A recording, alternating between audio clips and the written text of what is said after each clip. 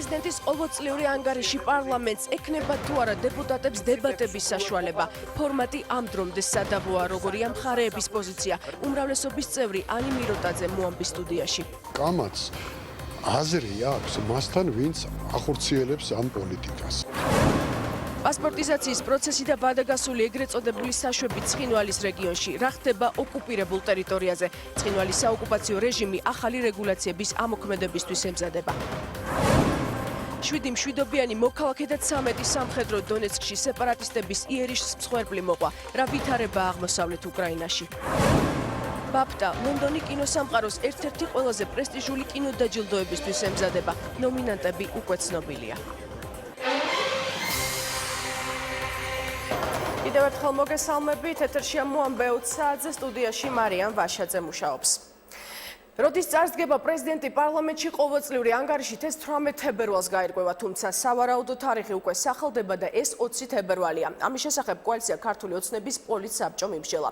რაც შეეხება პრეზიდენტის ადმინისტრაციას, უწყების პოზიცია თარიღთან დაკავშირებით ჯერჯერობით უცნობია. როგორ იქნება პრეზიდენტის გამოსვლის ფორმატი? სწორედ ეს საკითხია სადავო საპარლამენტო უმრავლესობასა და უმცირესობას შორის. ოპოზიცია დებატების გამართვის აუცილებლობაზე საუბრობს, მმართველი გუნდის ნაწილი კი ამის საჭიროებას ვერ ხედავს. საპარლამენტო უმცირესობა ასევე მიიჩნევს, რომ პრეზიდენტის გამოსვლას მთავრობის წევრებიც უნდა დაესწრონ. და ლევან კვატაშიძე მუშაობს თემაზე, რომელიც მოისმინა პოლიტიკოსების პოზიცია. ლევან, ხომ არ გაუკეთებია უკვე კომენტარი პრეზიდენტის ადმინისტრაციას? თემაზე პრეზიდენტის ადმინისტრაციის მხრიდან გაკეთდა მხოლოდ სატელეფონო კომენტარი და ისიც დღის ბოლოს. გიორგი კვერენჩხილაძე, რომელიც არის პრეზიდენტის საპარლამენტო მდივანი, მან ჩვენთან საუბრისას განმარტა, რომ პრეზიდენტს ჯერჯერობით არ მიუღია გადაწყვეტილება თარიღთან დაკავშირებით, თუ როდის აპირებს გიორგი მარგველაშვილი წარსდგეს ყოველწლიური ანგარიშით ქვეყნის საკანონმდებლო ორგანოს წინაშე. შესაბამისად, შეიძლება ითქვას, რომ როგორც თარიღი, ასევე ფორმატი ამ დრომდე რჩება ღიად და ფორმატი ეს არის ის საკითხი, რაზეც არსებობს აზრთა სხვადასხვაობა, როგორც მმართველ გუნდში, ასევე საპარლამენტო ოპოზიციაში. დღეს თემაზე მუშაობისას როგორც პრეზიდენტს, ასევე პრემიერს ახალი კომენტარები აღარ გაუკეთებიათ, თუმცა ჩვენ კიდევ ერთხელ გადავავლეთ თვალი არქივს და გავიხსენეთ ის შეფასებები, რომელიც გაკეთდა როგორც პრეზიდენტის, ასევე პრემიერის მხრიდან ყოველწლიურ ანგარიშთან დაკავშირებით. მე იმედი მაქვს, რომ შარშანდელი შემთხვევა, როდესაც მთავრობამ ვერ მოახერხა დასწრებოდა პრეზიდენტის მოხსენებას, წელს არ განმეორდება. მე არ ვთვლი საჭიროდ ყოველ შემთხვევაში, რომ ასეთ გამოსვლებს ეს ჩვეულებრივია, ეს გამოსვლები უნდა დაესწროს მთავრობა და მინისტრთა კაბინეტი და პრემიერ-მინისტრი. მთავრობა პარლამენტში პრეზიდენტის ყოველწლიური მოხსენების მოსმენას არ აპირებს, მაგრამ თარიღზე საუბრობს. სავარაუდოდ ქვეყნის პირველი პირი ქუთაისის პარლამენტში სიტყვით 20 თებერვალს გამოვა. გიორგი მარგველაშვილის ყოველწლიურ ანგარიშზე მმართველმა გუნდმა ქართული ოცნების პოლიტსაბჭოს ხდომაზე იმსჯელა. ქართული ოცნების პოლიტსაბჭოს მიერ დასახელებული თარიღი უცნობია პრეზიდენტის ადმინისტრაციისთვის. პრეზიდენტის საპარლამენტო მდივანი აცხადებს, რომ ყოველწლიური ანგარიშით გამოსვლის ზუსტ რიცხვს გიორგი მარგველაშვილი განსაზღვრავს და პარლამენტს თავად აცნობებს. გიორგი კვერენჩხილაძე ასევე განმარტავს, რომ ამ ეტაპზე გადაწყვეტილება ქვეყნის პირველ პირს ჯერ არ მიუღია. პოლიტსაბჭო ვერ დაადგენს პრეზიდენტის მოხსენების თარიღს, რა თქმა უნდა. პრეზიდენტი როდესაც გადაწყვეტს და განაცხადებს თარიღთან დაკავშირებით საკუთარ პოზიციას, ამის შემდგომ პრეზიდენტის ადმინისტრაცია და პარლამენტის აპარატი გარკვეულ საორგანიზაციო საკითხებზე შეთანხმდებიან და მოხდება მისი მოხსენების მიმართვა. თარიღის გარდა უცნობია პრეზიდენტის სიტყვით გამოსვლის ფორმატიც, რომელიც ამ დრომდე სადავოდ რჩება. საპარლამენტო ოპოზიცია მთავრობის მეთაურის და მინისტრთა კაბინეტის სრული შემადგენლობის დასწრებას ითხოვს. ყოველწლიური ანგარიშის შემდეგ კი პოლიტიკური დებატების გამართვას. ოპოზიციას უკვე აქვს კონკრეტული კითხვები, რომელიც ქვეყნის ეკონომიკურ მდგომარეობას და საგარეო პოლიტიკას ეხება. ეკონომიკა, ლარის კურსი, გაზრდილი უმუშევრობა, გაზრდილი გაჭირვება, საერთაშორისო ასპარეზზე პრობლემები, შინაგან საქმეთა ორგანოებში ძალიან სერიოზული პრობლემა, აღვირახსნილი განთავისუფლებები ფაქტობრივად საჯარო სამსახურებებიდან. ამ ყველაფერზე ჩვენ გვაინტერესებს პასუხი პრეზიდენტის მხრიდან. მოხსენების მოსასმენად მთავრობა აუცილებლად უნდა მობრძანდეს პარლამენტში. ინსტიტუციას უნდა სცეს პატივი პირველ რიგში. როგორც ჩანს, უმრავლესობას არ უნდა ეს დებატები. მე ვფიქრობ, პირიქით უმრავლესობას უნდა აწყობდეს პოლიტიკურ. რა თქმა უნდა იყოს, უნდა აწყობდეს უმრავლესობას, ისაუბროს ღიად გამჭირვალედ ხმამაღლა ამ თემებზე საჯაროდ და ამაზე უნდა იყოს მუდმივი ბჭობა.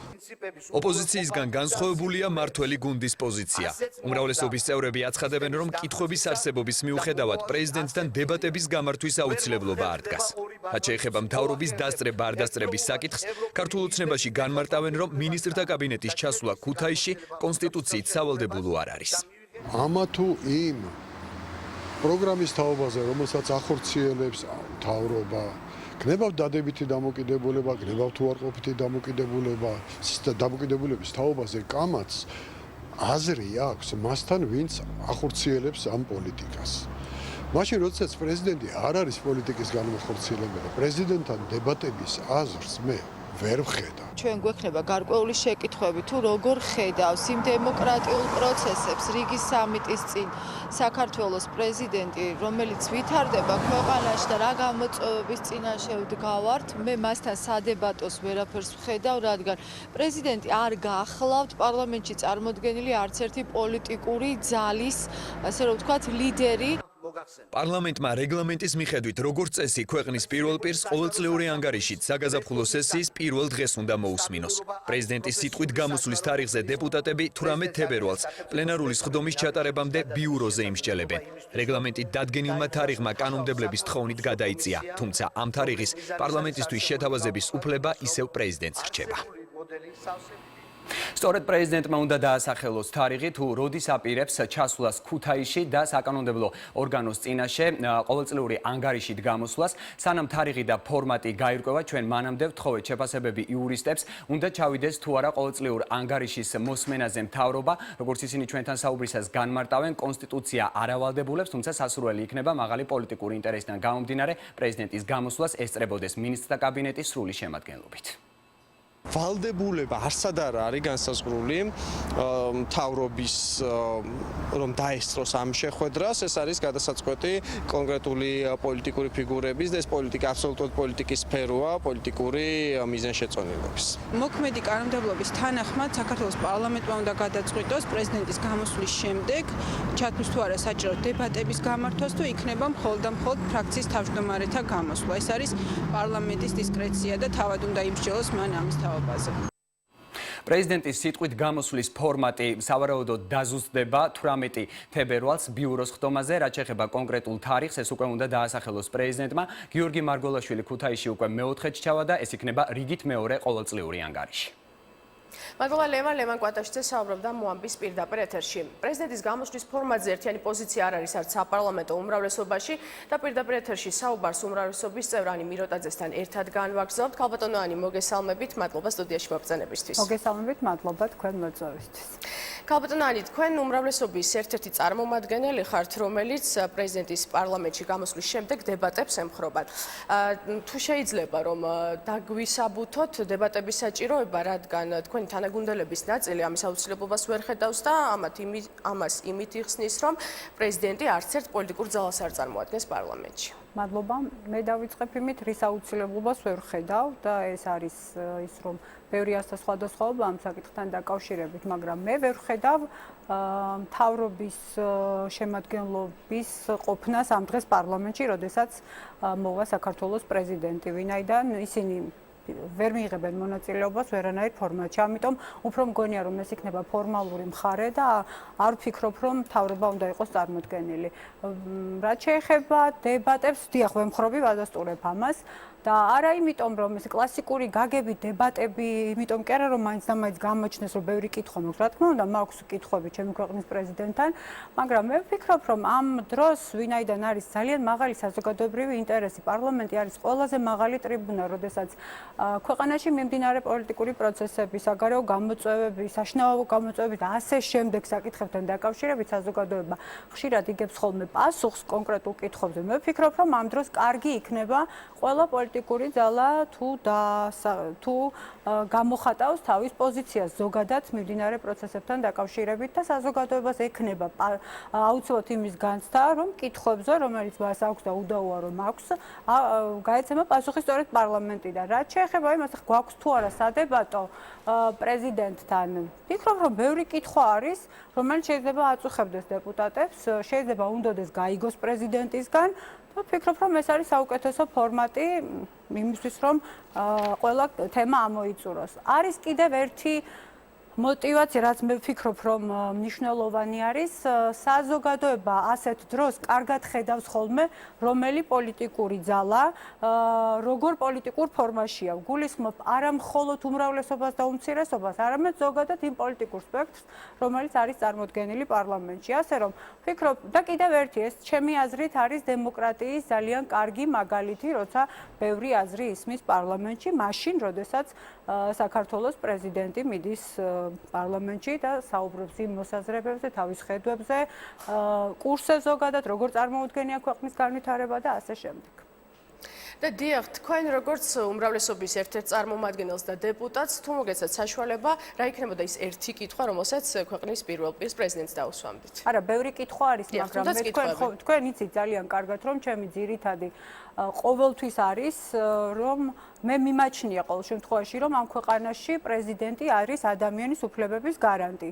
მე კითხავდი პრეზიდენტს, რამდენად შეასრულა მან მასზე დაკისრებული ყველაზე მნიშვნელოვანი ვალდებულება თუ მოვალეობა, რამ შეუშალა ხელი თუ ვერ აქვს თუ არა გარკვეული სტრატეგიები ადამიანის უფლებების დაცვის კუთხით ამ ქვეყანაში და როგორ ხედავს ის თავის თავს, თქვათ რა უნდა გააკეთოს, ან რა აკლია იმას, რომ ქვეყანაში თუ არ არიან ადამიანები დაცული, სად არის პრობლემა და სად უნდა ვიპოვოთ გამოსავალი. ასე რომ მე მიმაჩნია, რომ კიდე მაქვს რა თქმა უნდა კითხვები, მაგრამ ეს არის ძირითადი კითხვა, რადგან კიდევ ერთხელ ვაცხადებ, რომ ჩემთვის მთავარი და მნიშვნელოვანი არის თუ ხელისუფლება, მათ შორის პრეზიდენტი ორიენტირებული არის ადამიანებზე, მათ კეთილდღეობაზე, მათი უფლებების დაცვაზე, მიმაჩნია, რომ ეს ხელისუფლება არის წარმატებული. სხვა შემთხვევაში ყოველთვის დარჩება კითხვები.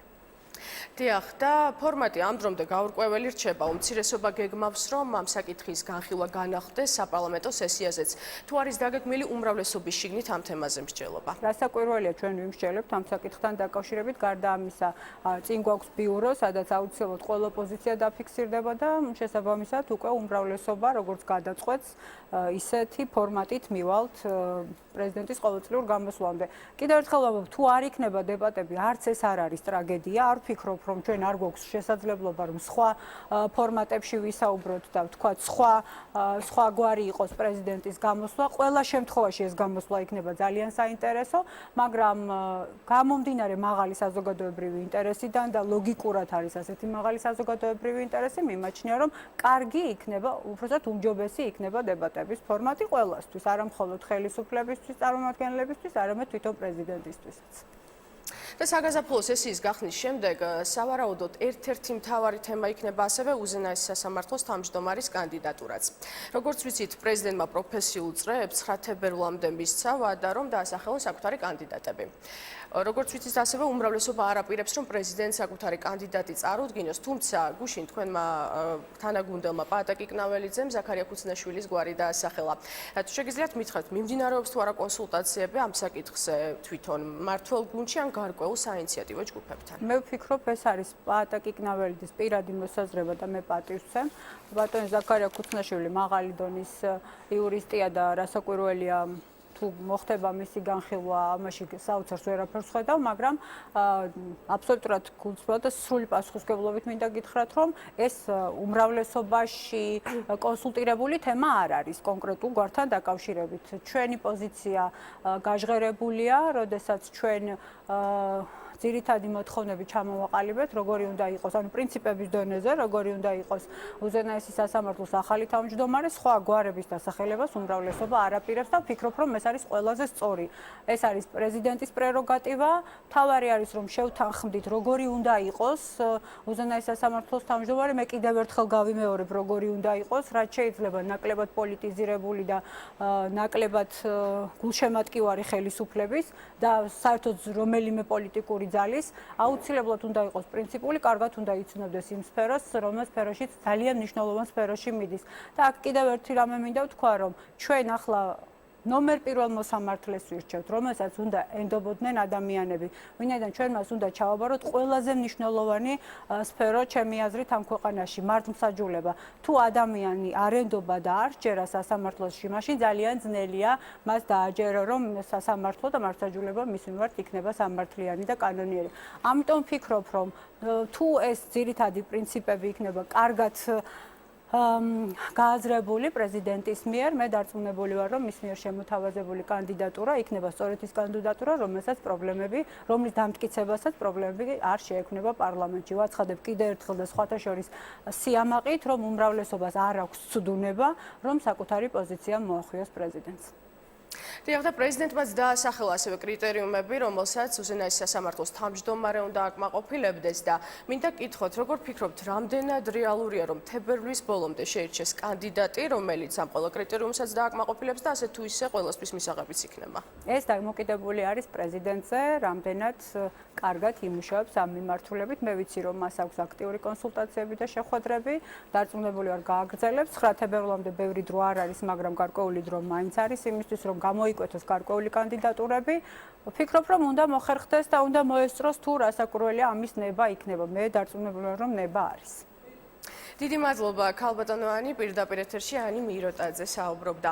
ვადაგასული ეგრეთ წოდებული საშვები და ამ დრომდე დაუდგენელი რეგულაციები, რომლითაც ახალგორის მოსახლეობა ოკუპირებულ რეგიონში გადაადგილებას მოახერხებს. საოკუპაციო რეჟიმის მიერ გაცემული დოკუმენტების ვადა 31 დეკემბერს ამოიწურა, თუმცა ცხინვარი საოკუპაციო რეჟიმმა მათი მოქმედების ვადა სიტყვიერად ჯერ თებერვლის დასაწყისამდე, ახლა კი მარტამდე გააგრძელა. პარალელურად რეგიონში ეგრეთ წოდებული ოსური პასპორტების დარიგება აქტიურად გრძელდება. თავად დე-ფაქტო ხელისუფლება ამ დრომდე რუსეთთან ეგრეთ წოდებული თანამშრომლობის ხელშეკრულების გაფორმებას ელის და მხოლოდ ამის შემდეგ გეგმავს მიმოსვლაზე ახალი რეგულაციების დაწესებას. რა ხდება საქართველოს ოკუპირებულ რეგიონში და რას ყვებიან ადგილობრივები იქ არსებულ ვითარებაზე ჩვენი რეპორტაჟი და შეიტყოთ. 3-4 თვე არ შემომიშვეს და მე ეს რო ავიღე, ეხლა თავისუფლად შევდივარ, გამოვდივარ. ახალი ეგრეთ წოდებული პასპორტები ოკუპირებულ ახალგორში ეგრეთ წოდებული საშვების ალტერნატივად იქცა. ადგილობრივები ამბობენ, რომ ბოლო 2 თვის განმავლობაში მისი აღება 3000-ზე მეტმა პირმა მოახერხა. თუმცა უკვე რამდენიმე დღეა პროცესი გაურკვეველი მიზეზების გამო შეჩერდა. ადგილობრივი ეგრეთ წოდებული კაგებ კიდევ 1 თვის განმავლობაში მათ გაცემაზე უარს აცხადებს. თუ ეს არ მექნებოდა, აღარ მიშვებენ იქა. გადავადებული მქონდა, არ მომწეს ის პროპუსკები არ მომწეს. ამას უხმარობ იქ ქართველებთან კიდე თბილისის პასპორტსა. შეიძლება პასპორტები დაარიგონ, შეიძლება ისევე გენი გააგრძელონ. ჯერ ნიზვესნა არ არის არაფერი. პასპორტები ბევრს აქვს აღებული? პასპორტები აქვს რასაკეთებს. ამ დრომდე კი სიტყვიერად ძალაში რჩება ეგრეთ წოდებული საშვები, რომელთა მოქმედების ვადაც 2014 წლის 31 დეკემბრამდე იყო განსაზღვრული. სწორედ ამ თარიღის შემდეგ უნდა ამოქმედებულიყო საოკუპაციო რეჟიმის მიერ შემუშავებული ახალი რეგულაციები, რომელთა შესახებაც ამ დრომდე ინფორმაცია არ ვრცელდება. ეს ვადა რაც აქ გადაიწია, გადავადებული სადაც მარტის ბოლომდე ზუსტად არავინ არ იცის, დამოკიდებულია იმაზე, იქ როგორ გადაწყდება საკითხი. აი მაგაზია დამოკიდებული. ახალგორის გამგებლის განცხადებით, ოკუპირებულ რეგიონში ამ ეტაპზე რუსეთთან პარტნიორობის შესახებ შეთანხმების ხელმოწერისთვის ემზადებიან. სწორედ ამის შემდეგ უნდა მოხდეს სავარაუდოდ მიმოსვლაზე ახალი რეგულაციების დაწესება. ახალგორში ეჭვობენ, რომ უკვე მარტიდან შესაძლოა რეგიონში მოქმედი ეგრეთ წოდებული პასპორტები შეიცვალოს. როგორც ჩვენთვის არის ცნობილი, ელოდებიან რუსეთთან ეგრეთ წოდებული სამხრეთ ოსეთის ხელშეკრულებას, სამოკავშირეო ხელშეკრულების გაფორმებას და ამის შემდგომ იგეგმება გარკვეული რეგულაციები, რომელიც ბუნებრივია არ იქნება ჩვენი მოსახლეობისათვის სასარგებლო. ეგრეთ წოდებული ოსური პასპორტების ასაღებად საქართველოს მოქალაქეობაზე უარის თქმა ერთ-ერთი მთავარი პირობაა. ადგილობრივები ამბობენ, რომ ეს საკმაოდ რთული პროცედურაა, მაგრამ ერთადერთი საშუალება დანარჩენ საქართველოსთან დასაკავშირებლად. კიდევ რა ახალი მოთხოვნები ექნება საოკუპაციო რეჟიმს მიმოსვლის შესანარჩუნებლად, სავარაუდოდ მარტის ბოლოს გაირკვევა. ქართული მხარე ოკუპირებულ აფხაზეთსა და ცხინვალთან დაკავშირებით და რუსეთთან გაფორმებული და გასაფორმებელი ეგრეთ წოდებული თანამშრომლობის დოკუმენტების გამო გაეროს უშიშროების საბჭოს მოწვევაზე მუშაობს. ამის შესახებ კიდევ ერთხელ ისაუბრა საქართველოს საგარეო საქმეთა მინისტრმა. ვაშინგტონში ვიზიტისას თამარ ბერუჩაშვილმა დაადასტურა, რომ საქართველოს დიპლომატიური უწყება აქტიურად მუშაობს და ყოველდღიური კონტაქტი აქვს გაეროს უშიშროების საბჭოს წევრებთან, რათა აღნიშნულ საკითხებზე ყველაფერი სათანადოდ მომზადდეს და საბჭოს ხდომაზე ქართულმა მხარემ მაქსიმალური მხარდაჭერა მოიპოვოს. ამერიკის შეერთებული შტატების, როგორც გაეროს უშიშროების საბჭოს მუდმივი წევრის მკაფიო მტკიცე მხარდაჭერა ამ საკითხთან დაკავშირებით ძალიან მნიშვნელოვანია და ეს საქართველოს აქვს. როგორც მე უკვე აღნიშნე, ჩვენ რეგულარულად მუშაობთ ჩვენი მისია ყოველდღიურ კონტაქტია ჩვენ პარტნიორებთან, გაეროს უშუალოების საბჭოს წევრებთან, რათა ჩვენ მოვამზადოთ შესაბამისი ნიადაგი უშუალოების საბჭოს მოწვევისთვის. ეს თემა არის ყოველდღიური ყურადღების დღის წესრიგში. ამასთან ერთად, როგორც მე უკვე აღნიშნე, ძალიან მნიშვნელოვანია ადეკვატური ნიადაგის მომზადდება, რომ ეს საკითხი იყოს გამართულად, სამართლებრივად, სწორად წარმოდგენილი და მოიპოვოს მაქსიმალური მხარდაჭერა. შვედეთსა და ფინეთში საქართველოს ელჩი კონსტანტინე ქავთარაძე და მექსიკაში საქართველოს ელჩი მალხას მიქელაძე თანამდებობებს დატოვებენ. როგორც საგარეო საქმე და სამინისტროში განმარტავენ, ორივე ელჩს ადგილსამყოფელ ქვეყანაში როტაციის 4 წლიანი ვადა ამოეწურა, რის გამოც შედგა გათავისუფლების ბრძანება, რაც ჩვეულებრივი პროცედურაა. მათი პოსტიდან გათავისუფლების შესახებ საქართველოს პრეზიდენტისთვის წინადადების წარდგენის თაობაზე შესაბამისი განკარგულება მთავრობამ უკვე გამოსცა. მალხას მიქელაძე საქართველოს საგანგებო და სრულუფლებიან ელჩად მექსიკაში 2010 წლის დეკემბერში დაინიშნა. კონსტანტინე ქავთარაძე კი შვედეთის სამეფოსა და ფინეთის რესპუბლიკაში საქართველოს საგანგებო და სრულუფლებიანი ელჩის ფუნქციას 2011 წლის ივნისიდან ახორციელებს. მათი შემცველების ვინაობა ამ დროისთვის არ სახელდება. ჩვეულებრივი რუტინული პროცედურა არის. მე შვედეთსა და ფინეთში დავინიშნე 2011 წლის 2 ივნისს, შესაბამისად საქართველოს კანონმდებლობით გათვალისწინებულია 4 წელი. 2015 წლის 2 ივნისს მთავრდება როტაციის ვადა დაუბრუნდების საგარეო საქმეთა სამინისტროში. აღნიშნულ ელჩებს დაუსრულდათ როტაციის ვადა, ანუ ადგილსამყოფელ ქვეყანაში საქმიანობის 4 წლიანი პერიოდი, რის შემდეგაც ჩვეულებრივი პროცედურის თანახმად პრეზიდენტი წერს განკარგულებას მათი გათავისუფლების თაობაზე. ამ დროისთვის ვერაფერს გეტყვით მათი შემცველების თაობაზე. და კიდევ ერთი მნიშვნელოვანი საკითხი ლარის კურსი. ბოლო 2 დღეა ვალუტის გადამცვლელი პუნქტების ტაბლოზე მონაცემები არ შეცვლილა. ეროვნული ბანკის ოფიციალური გაცვლითი კურსი დოლართან მიმართებაში 2 ლარი და 5 თეთრია. უკვე ხვალიდან ეროვნული ბანკი მონეტარული პოლიტიკის გამკაცრებას აპირებს. ჯერ ისევ უცნობია შეაჩერებს თუ არა სამომხმარებლო პროდუქციაზე მზარდ ფასებს საგანგებო ღონისძიებები. ენერგეტიკოსები ლარის კურსის ვარდნის პარალელურად კომერციულ გაზზე ფასის გაზდას ვარაუდობენ. კომპანიებისთვის კომერციული გაზის შესაძლო გაცვლირებამ კითხვები გააჩინა პურის ფასის მოსაოდნელ გაზრდაზეც. ამ საკითხთან დაკავშირებით დღეს კომენტარი გააკეთა სოფლის მეურნეობის მინისტრმა. როგორც ოთარ დანელი აცხადებს, კომერციული გაზის გაძვირება პურის ფასზე არ აისახება. მიუხედავად იმ პროცესებისა, რომელიც რეგიონში ვითარდება, პურის ფასი აქამდე არ გაძვირებულა. შესაბამისად, ეს ბალანსი ჯერჯერობით დაჭერილია და ამიტომ ენერგეტიკულ ნაწილში დეტალებში ნამდვილად ვერ შემოხვდებით. მსოფლიო ყურადღების ცენტრში კი კვლავ რჩება აღმოსავლეთ უკრაინა, სადაც ვითარება ისევ დაძაბულია. დონეცკის რამდენიმე ოლქში სეპარატისტებმა იერიში განახორციელეს, რასაც მშვიდობიან მოსახლეობაში მსხვერპლი მოყვა. მინსკში კი უკრაინის საკითხზე მომუშავე სამმხრივი საკონტაქტო ჯგუფის შეხვედრა უშედეგო დასრულდა. მოლაპარაკების ჩაშლაში უკრაინული მხარე სეპარატისტებს ადანაშაულებს მათ მიერ წაყენებული ულტიმატუმების გამო. საკუთარი მოთხოვნები აქვს სეპარატისტებსაც. მინსკის შეთანხმება კი კვლავ შეუსრულებელია. მოლაპარაკებების ჩაშლილი რაუნდი და მხარეების პოზიცია ასევე ვითარება უკრაინის აღმოსავლეთში. ნახეთ ჩვენ სიუჟეტში. დაღუპულია 13 სამხედრო, 20 მძიმედაა დაჭრილი. დონეცკის ოლქის რამდენიმე რეგიონიდან ადამიანების ევაკუაცია მიმდინარეობს. მოსახლეობის ერთი ნაწილი საკუთარი სახლის დატოვებაზე უარს ამბობს. რჩები იმისთვის, რომ საკუთარი თავი და სახლკარი დავიცვა. ხანში შესული ადამიანები ვართ, ვერსად წავალთ. უკრაინული საინფორმაციო სააგენტოების ინფორმაციით, ბოლო რამდენიმე საათის განმავლობაში სეპარატისტების მიერ გახსნილ ცეცხლს 7 მშვიდობიანი მოქალაქე შეეწირა. ანტიტერორისტულ შტაბში ამბობენ, რომ აღმოსავლეთ უკრაინაში მდგომარეობა უკიდურესად დაძაბულია და პრორუსი სეპარატისტები ფრონტის თითქმის ყველა ხაზიდან ახორციელებენ თავდასხმას. სწორედ ფრონტის ყველა ხაზის გახსნით იმუქრებოდნენ დონეცკისა და ლუგანსკის თვითგამოცხადებული რესპუბლიკების წარმომადგენლები მინსკში. ლეონიდ კუჩმამ საკონტაქტო ჯგუფის შეხვედრის დასრულების შემდეგ თქვა, რომ სეპარატისტების წარმომადგენლები ულტიმატუმის ფორმით ითხოვდნენ უკრაინის პრეზიდენტს განკარგულება გაეცა ცეცხლის ცალმხრივი შეწყვეტის შესახებ. კონსულტაციები მინსკის შეთანხმების შესრულების შესახებ შეიძლება ითქვას, რომ ჩავარდა. დენის პუშილინისა და ვლადისლავ დენის ულტიმატუმების გამო. მათ უარი თქვეს დაუყოვნებლივ ცეცხლის შეწყვეტაზე და მძიმე ტექნიკის გამოყვანაზე. უკრაინული მხარის პოზიცია ასეთია. ოფიციალური კიევი არ იღებს სეპარატისტების მიერ წაყენებულ არც ერთ ულტიმატუმს. კიევის პრინციპული პოზიცია უცვლელი რჩება 2014 წლის 5 და 9 სექტემბერს მინსკში მიღწეული შეთანხმების შესრულება.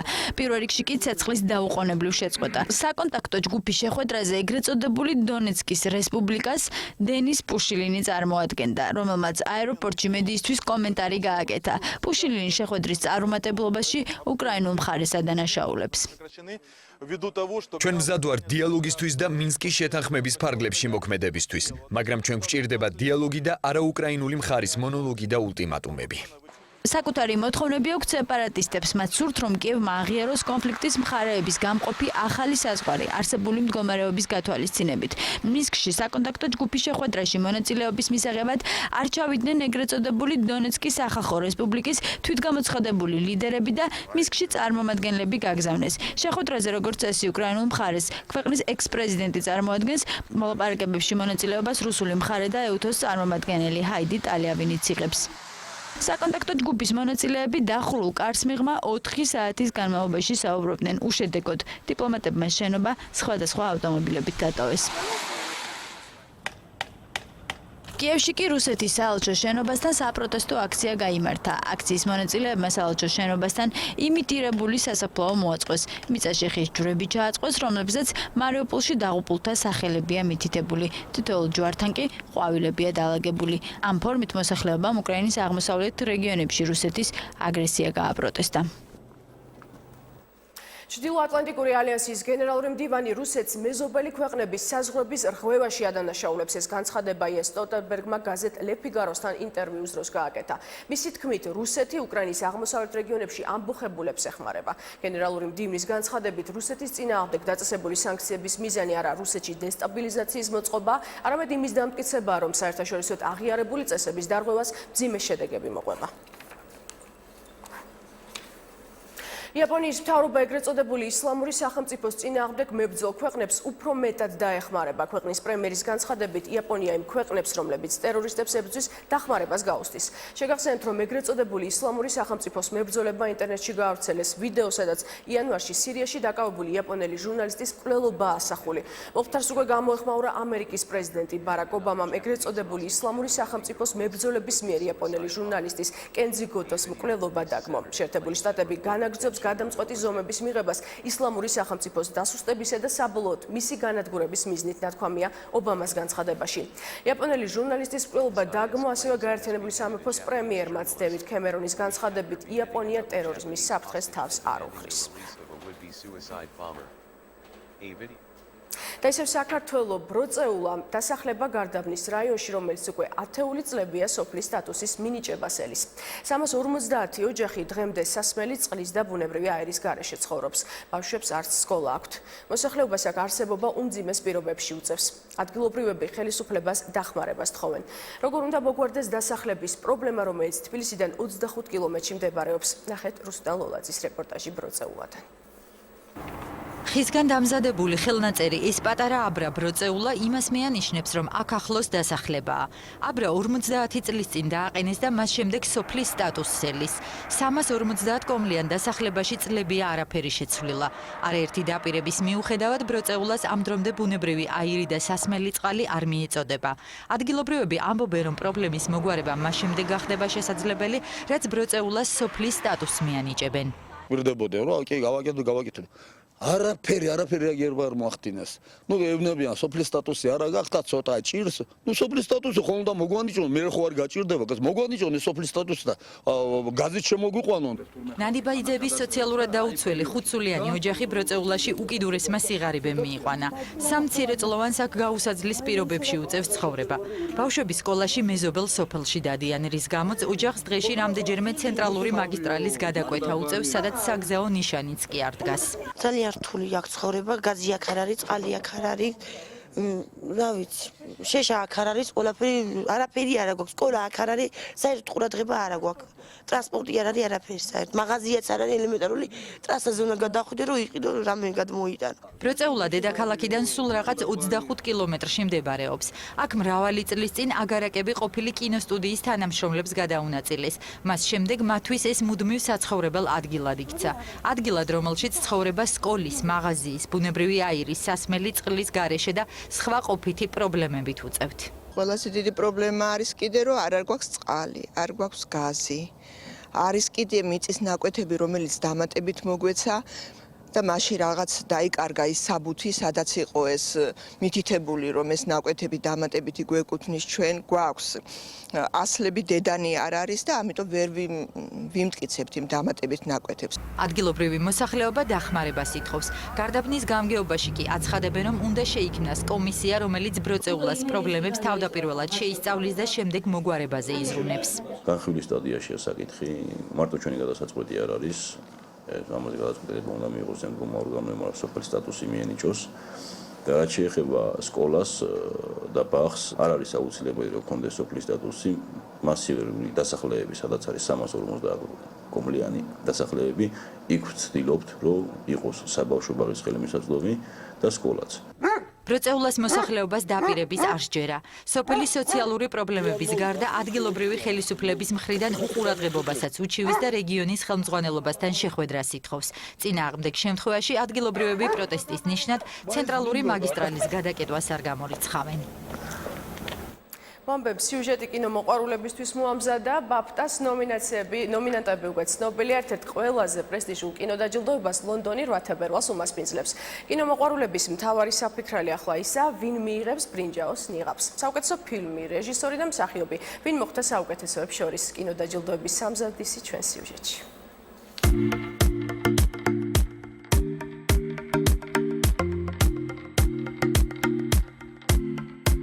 ლონდონი კინოსამყაროს ერთ-ერთი ყველაზე პრესტიჟული ყოველწლიური კინოდაჯილდოების ბაფტას მასპინძლობისთვის ემზადება. წითელ ხალიჩაზე ჰოლივუდის ვარსკვლავების ჟიურის წევრები და საპატიო სტუმრები რამდენიმე დღეში გაივლიან.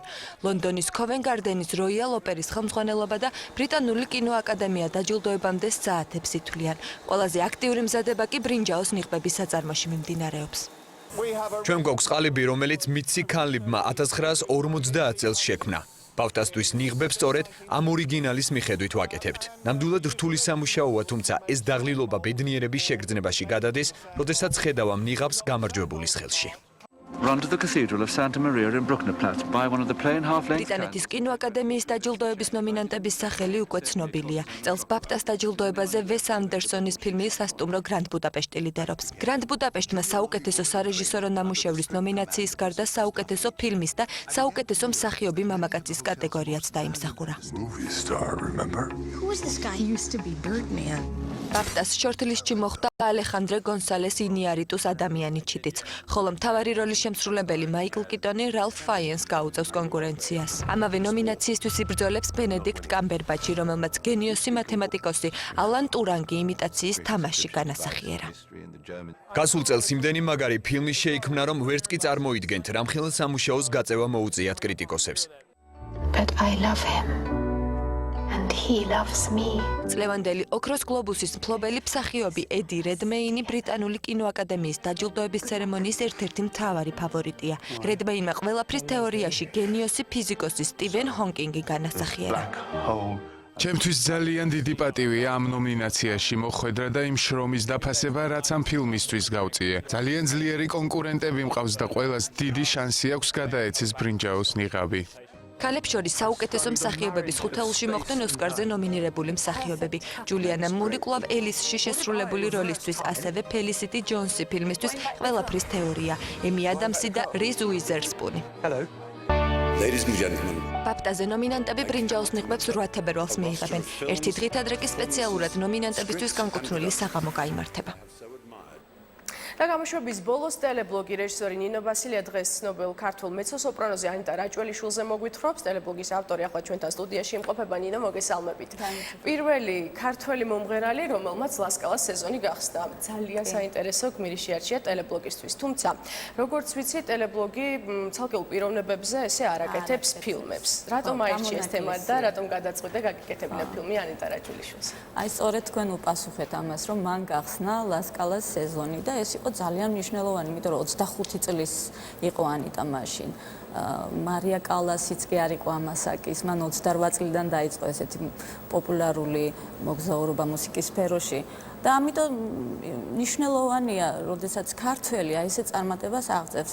მით უმეტეს, როდესაც გავიგე, რომ ანიტას ძალიან ესეთი რთული ცხოვრების გზა ჰქონდა და როგორც მიაღწია, მხოლოდ მისი მშობლების დახმარებით, თავისი ნიჭის დახმარებით და აი მიზანსწრაფულობით და ამითაც იყო მნიშვნელოვანი. ანუ არა მხოლოდ იმიტომ, რომ ის მოვლენა მუსიკის სამყარო შეიძლება ესე ითქვას, არამედ იმითაც ის როგორი ადამიანია. საკონცერტო ბიოგრაფია აქვს და ფილმში ძირითადად ალბათ არქივის მასალები გაქვს გამოყენებული და ის კადრები, სადაც ანიტა რაჭველიშვილის გამოსვლები აღბეჭდილი სხვადასხვა მსოფლიოს სხვადასხვა სცენაზე. გარდა ამისა, სად მიმდინარეობდა გადაღებები ტელეფონში? ნუ გადაღებები იცით რა, ანიტა ჩამოვიდა თბილისში სულ რაღაც ერთი კვირით, იმიტომ რომ ნიკა რაჭველთან ერთად მისცა ძალიან კარგი კონცერტი და სულ რეპეტიციები ჰქონდა, ამიტომ შეზღუდულია მას ყოველი წამი გამოთვლილი აქვს და თბილისში ესე 3 დღის განმავლობაში ვეცადეთ რაღაც თქვათ კულისებში ანიტა როგორია რეპეტიციების დროს ანიტა როგორია მის მშობლებს გავუსვათ შორის მშობლებისთვის პრემიერა ისინი ადრე არ იყვნენ და როგორც ესეთი პატარა ფილმი ანიტას შესახებ არ გაკეთებულა და ამიტომ რაღაც ჩვენ პირველები ვართ გქონია. და ბოლოს მინდა კითხო, ანიტა რაჭველიშვილი მაყურებელს ყავს ნანახი ლასკალას, მეტროპოლიტენის, ბერლინისა და მიუნხენის საოპერო თეატრების სცენაზე. ასევე მისგან ინტერვიუები აქვს აღებული წამყვანი ევროპული მედიის საშუალებებს. მინდა კითხო, რას გაიგებს ახალს და საინტერესოს პირველი არხის მაყურებელი შენი ტელებლოგიდან, რაც აქამდე არისო და ანიტას შესახებ? ნუ ახალს გაიგებს იმას, რომ როგორ გაიარა მან ეს ცხოვრების გზა, მაგრამ მაინც პატარა ესეთი ნიუანსი ალბათ მუსიკის მოყვარულებს დააინტერესებთ, ანიტამ როგორ შეასრულა გერშვინის სამართაიმ და სხვა შორის ამბობენ, რომ ანიტა ძალიან ნიჭიერია ჯაზში და ჯაზის სფერომ ძალიან კარგი მომღერალი დაკარგა, მაგრამ აი ნახოთ როგორ მოეწონება მაყურებელს სხვა ამპლუაშიც ანიტა. დიდი მადლობა ნინო, დარწმუნებული ვარ ძალიან საინტერესო ფილმი ელის მაყურებელს. მოამბე ამ დროისთვის დასრულებულია, თქვენ კი წინ ტელებლოგი ანიტა გელით, ასე რომ დარჩით პირველ სამ.